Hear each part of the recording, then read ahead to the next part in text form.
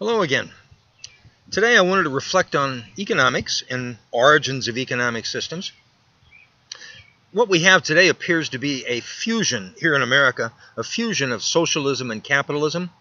We have a hybrid free market with strong government controls, a system that seems to give advantages to large businesses and strap small companies with regulations that were certainly created from good intentions, but have morphed into bureaucratic nightmares for the small businessman.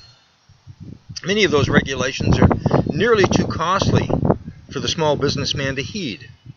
He can, of course, pass cost of doing business on to the consumer, but in the free market, this, of course, presents problems. Consumers don't like higher prices. And a large company can absorb low profits and even losses for a period of time more gracefully than a small company. So a large company can choose to undercut their smaller competition, drive them out of business, and capture their market share. Take a look at Walmart. This is exactly what they did throughout rural America, and the day came when they were the only game in town. Now, our friends on the left love to blame all the world's problems on large corporations. I'm sorry, my socialist pals, you're partially right, but please try to follow through with that swing.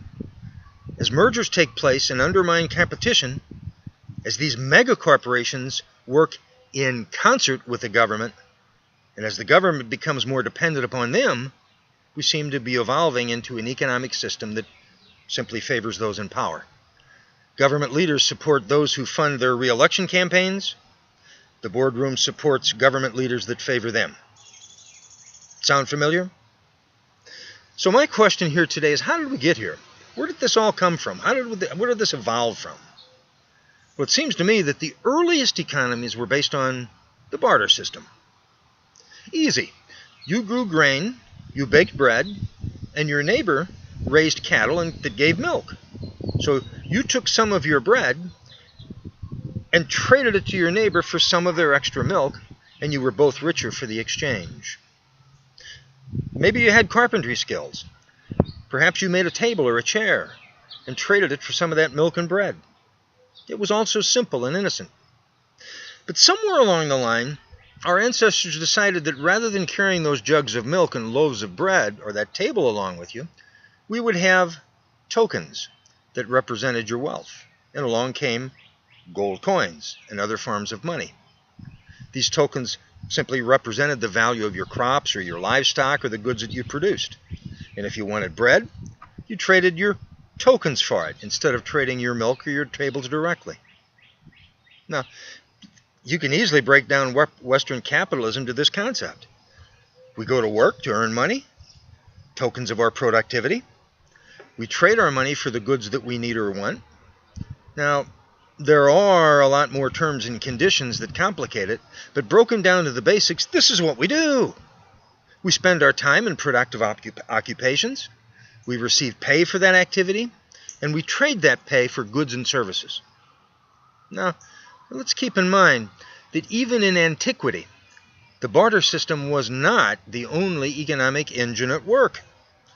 There were societies and groups of people who found it just too cumbersome and difficult to tend livestock, grow crops, or produce goods. Perhaps they didn't have the resources. Perhaps they weren't very good at it. Perhaps they just found the work too hard. But one way or the other, they needed and wanted these fruits of labor. And they made a decision to simply confiscate what they desired. Now, you can give them a name if you wish. Raiders, pirates, Vikings, marauders, looters, thieves, invaders, barbarians. I call them what you wish. They formed bands and attacked villages, taking what they wished under force. And in most cases, they pillaged and burned and raped as they went around their business just for the fun of it. Now, just as the barter system was the root of our capitalist free trade economic system, so has this business of pillaging found a new name in our present society. Oh, yeah, now, there are still crude pirates out there, but that's not what I'm talking about. In our 21st century community, we now have a name for taking what you want from those who produce it. We call it communism. Now, come on. Break it down now. 20th century communist leaders called it a workers' revolution, But history doesn't show that the worker got much out of this. Certainly, the Politburo and the inner party prospered, but there are legendary stories that came out of the Soviet Union of those workers waiting in line for hours to get a single roll of toilet paper.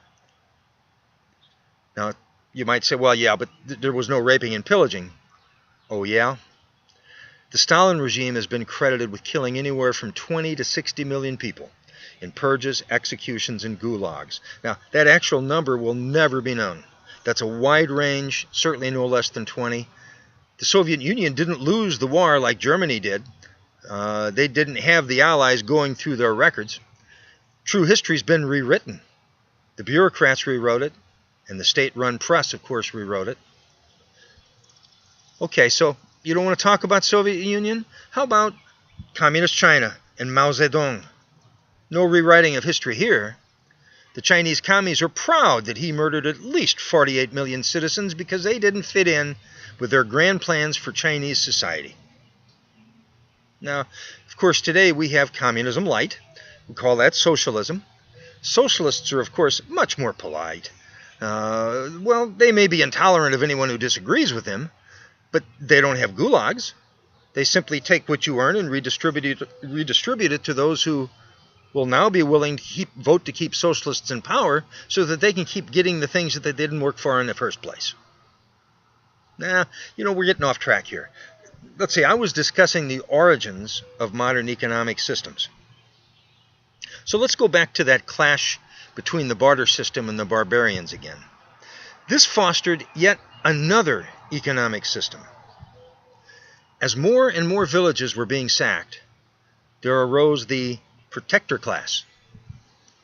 These were warriors whose job it was to repel the barbarians. And because of their heroic efforts, they gained prestige and wealth. Sooner or later, these protectors became royalty. Kings, princes, counts, and lords soon became the bigwigs. They ruled castles and estates. Things evolved. Before long, the farmer and the rancher and the craftsman, they now worked for the king. In fact, they were indentured to the king. Funny thing, though, as time went on, the king became more interested in protecting his castle and his personal things than in protecting the subjects who lived outside the castle walls. Even so, he demanded that the serfs worship him as the royalty that he had become. The economics of the system no longer mattered anymore. What really mattered was submission to the power and authority of the throne. Now, this feudalistic system somewhat vanished in the last century. There are still remnants in the Western world, but they're mostly figureheads. I suppose you could call Hitler and the Nazis a version of this royalty system. He was, after all, the Führer, the leader, and the people followed him and his vision, a vision that was very lethal. More than 60 million died in World War II, including 11 million non-combatants in his ethnic cleansing efforts. So here we are in the New World. Here we are in the 21st century. We Americans are the descendants of immigrants who sailed to the New World to get away from royalty, to get away from barbarians, to get away from socialists and communists, to get away from all the false promises. What did our forefathers come here for? Answer simple. To have the opportunity to mold their talents and their dreams into a life in freedom, with liberty and justice for all, I might add, and to live their dreams out from under the thumb of oppressive rulers. Have we forgotten that dream? Have we gotten so prosperous that we have forgotten that what we have was not available before the American Revolution?